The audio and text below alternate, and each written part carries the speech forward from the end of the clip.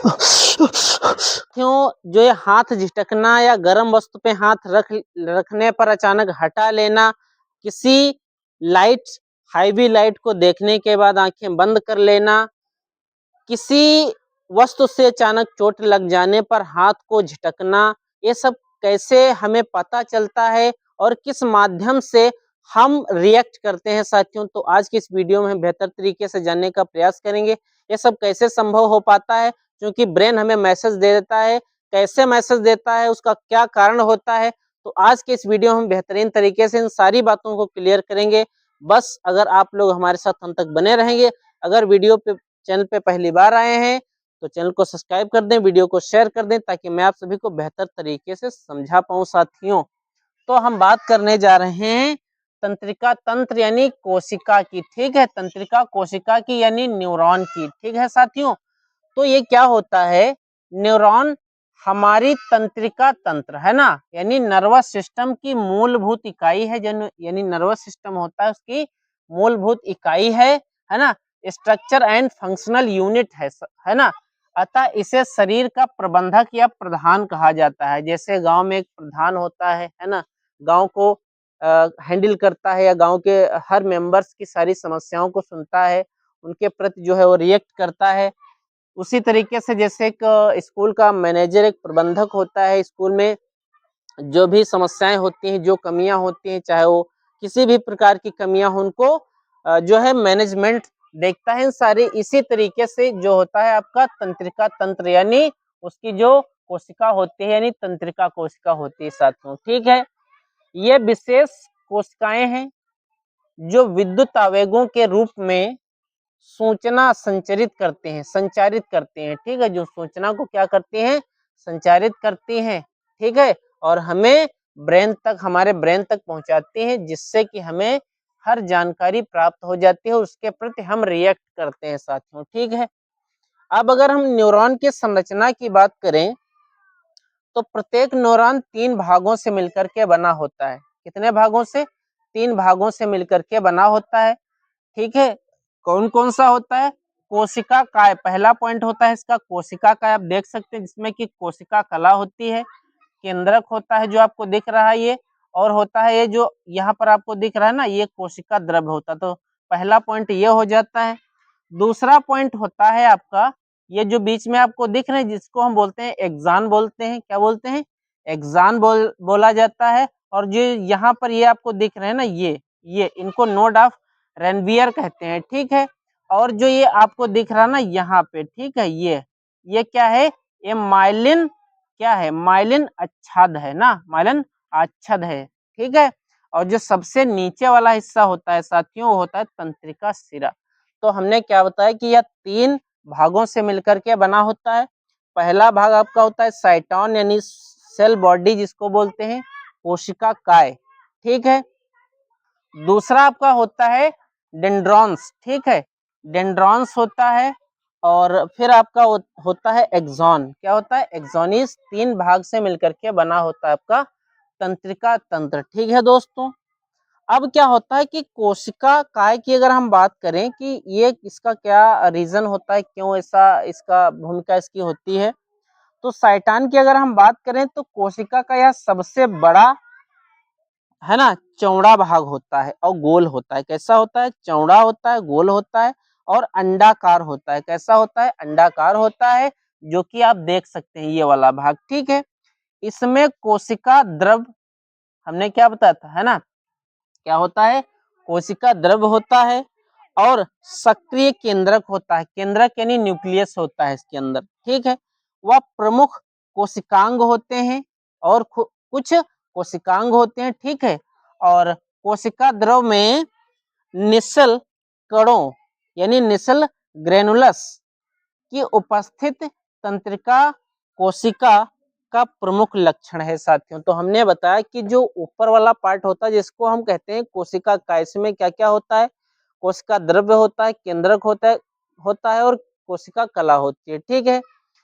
इसका जो रीजन था हमने आपको बेहतर तरीके से बता दिया कि इसमें कोशिकांग भी होते हैं, इसमें कोशिका द्रव्य भी होता है, ये सब हमने आपको बेहतर तरीके से समझाया। नहीं, पहला पॉइंट हमने आप सभी को समझाया साइटोन यानी कोशिका काय वाला पार्ट हमने आपको समझा दिया। अब हम इसके बात करेंगे डेंड्रॉन्स की। किसकी बात करेंगे? डेंड्रॉन्स की बात करेंगे और उसको भी हम समझते हैं, ठीक है, बेहतर तरीके से। तो हम बाकी बढ़ते हैं उस पॉइंट की तरफ जो कि हम सेकेंड पॉइंट में जानेंगे। दोस्त, हमने अभी आपको बताया था साइटोन, आप समझते हैं डेंड्रॉन्स, ठीक है साथियों। ये पेड़ जैसी शाखाओं की तरह होती हैं, जैसे पेड़ की शाखाएं होती हैं उसी तरीके से होती हैं, ठीक है, क्लियर है? कोई दिक्कत है भैया? कोई दिक्कत नहीं। इनका काम हो उत्तेजना को ग्रहण करना, ठीक है, इनका काम क्या होता है? जो है उत्तेजना को ग्रहण करना, ये होता है आपका डेंड्रॉन्स, ठीक, डेंड्रॉन्स, बात समझ पा रहे हो? ये होता है आपका डेंड्रॉन्स। कोई दिक्कत है? कोई दिक्कत नहीं, ठीक है। उसे हम सेल बॉडी तक पहुंचा देते हैं। कहाँ तक पहुंचा देते हैं? सेल बॉडी यानी कोशिका काय तक पहुंचा दिया जाता है साथियों, ठीक है। अगर हम एक्सॉन की बात करें तो यह सबसे लंबी डोर जैसी संरचना होती है। इनका काम है संदेश को सेल बॉडी यानी कोशिका काय यानी साइटॉन से लेकर के अगले न्यूरॉन फिर मांसपेशियां या ग्रंथि तक पहुंचाना होता है। ये काम किसका होता है? एक्सॉन का होता है। किसका होता है साथियों? एक्सॉन का होता है। यहाँ तक सबको समझ में आ गया है। और उसके अलावा अगर हम बात करें तो ये जो आपको दिख रहा है ये वाला, है ना, ये वाला जो आपको दिख रहा है ये माइलिन बनाने वाली कोशिकाओं का केंद्रक होता है, ठीक है। क्या होता है? केंद्रक होता है। और माइलिन क्या होता है? यहाँ पर वसा जो जमा रहती है ना, उसी को हम माइलिन कहते हैं। उस वाले पार्ट को माइलिन कहा जाता है, माइलिन शीथ जिसको हम कहते हैं, ठीक, वसा का स्तर जहाँ पर होता है उसे हम माइलिन शीथ कहते हैं साथियों, ठीक है। अब न्यूरॉन के अगर हम कार्य की बात करें साथियों तो न्यूरॉन विद्युत सूचना के रूप में क्या करता है? चलता है। क्या करता है? विद्युत सूचना के रूप में चलता है। संदेश का मार्ग सामान्यतः डेंड्राइट है ना, डेंड्राइट्स, उसके बाद साइटोन तक जाता है, फिर एक्सॉन तक जाता है, फिर उसके आगे अगले न्यूरॉन या अंग तक पहुंच जाता है साथियों। यहाँ तक सबको समझ में आ गया? आई होप आप लोगों को बेहतर समझ में आ गया होगा, ठीक है। अगर हम बात करें तंत्रिका कोशिका के प्रकार की तो ये 3 प्रकार के होते हैं। कितने प्रकार के? 3 प्रकार के। सेंसरी न्यूरॉन जिसको हम संवेदी न्यूरॉन के नाम से जानते हैं, और दूसरा मोटर न्यूरॉन जिसको हम मोटर न्यूरॉन के नाम से जानते हैं, और इंटर न्यूरॉन यानी अगला आपका जो थर्ड होगा वो इंटर न्यूरॉन होगा साथियों, ठीक है। तो हम अब प्रत्येक को अच्छे तरीके से समझ लेंगे कि आखिर इनका भी काम क्या होता है हमारे बॉडी में साथियों, ठीक है। तो बढ़ते हैं उसकी तरफ। संवेदी तंत्रिका कोशिका की ये क्या होते हैं इसको भी अच्छे तरीके से समझ लेते हैं। वह न्यूरॉन होती है जो शरीर के संवेदी अंगों से उत्तेजना लेकर के मस्तिष्क या रीढ़ की हड्डी तक संदेश पहुंचाती है। यह होती है संवेदी तंत्रिका कोशिका, ठीक है साथियों, जो कि हमने आपको बताया था। यहाँ तक समझ में आ गया है? जैसे जो जो मैसेज होते हैं, जो चीजें मतलब क्लियर हमें मैसेज दिमाग तक भेजे जाते हैं, रीढ़ की हड्डी तक भेजे जाते हैं, वो काम करने का जो जिम्मेदारी होती है वो किसकी होती है? संवेदी तंत्रिका कोशिका की होती है, ठीक है साथियों। अब हम अगर बात करें मोटर न्यूरॉन यानी प्रेरक तंत्रिका कोशिका की तो ये क्या होता है साथियों? वह तंत्रिका कोशिका जो उत्तेजना को मांसपेशियों या ग्रंथियों तक पहुंचाने का काम करती है वो आपका होता है मोटर न्यूरॉन, ठीक है। यानी कि कहाँ तक पहुंचाए? या तो मांसपेशियों तक पहुंचा दे या ग्रंथियों तक पहुंचाने का काम जो होता है वो होता है मोटर न्यूरॉन का, ठीक है। अगर हम इंटर न्यूरॉन की बात करें तो इन्हें रिले न्यूरॉन, योजी या कनेक्टर न्यूरॉन भी कहते हैं। इनको 3 नाम से जाना जाता है। अगर एग्जाम में आता है तो इन्हें रिले न्यूरॉन याद रखिए, योजी या कनेक्टर न्यूरॉन भी कहते हैं, ठीक है। यहाँ तक समझ में आ गया है?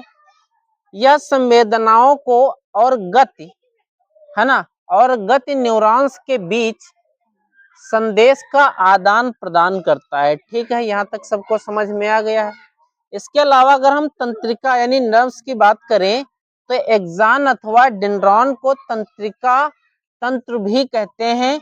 अनेक तंत्रिका तंतु एक बंडल के रूप में एकत्र होकर एक तंत्रिका बनाते हैं, यह हमारे शरीर में संदेश वाहक तार की तरह काम करता है। जैसे कि तार काम करता है, लाइट यानी बिजली का तार काम करता है, उसी तरीके से यह काम कार्य करता है। ठीक है साथियों, जो मस्तिष्क और शरीर के हिस्से को जोड़ता है, यानी ब्रेन और शरीर के प्रत्येक हिस्से को जोड़ता है। जो भी मैसेज ब्रेन के द्वारा रिलीज किए जाते हैं वो एक्शन करता है वर्क। ठीक है, यानी वो अंग एक्शन करता है साथियों। ठीक है, अगर हम सिनेप्स की बात करें तो सिनेप्स वह जगह है जहां एक न्यूरॉन का अंत और दूसरे न्यूरॉन मांसपेशी या ग्रंथ के साथ जुड़ता है।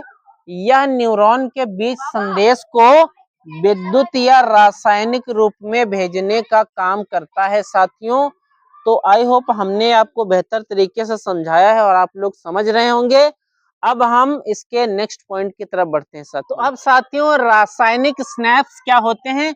रासायनिक स्नैप्स न्यूरोट्रांसमीटर, रासायनिक स्नैप्स न्यूरोट्रांसमीटर यानी रासायनिक संदेश वाहक होते हैं, जिनका एक काम ये करते हैं, यानी ये मैसेंजर की तरह काम करते हैं, केमिकल मैसेंजर की तरह काम करते हैं साथियों।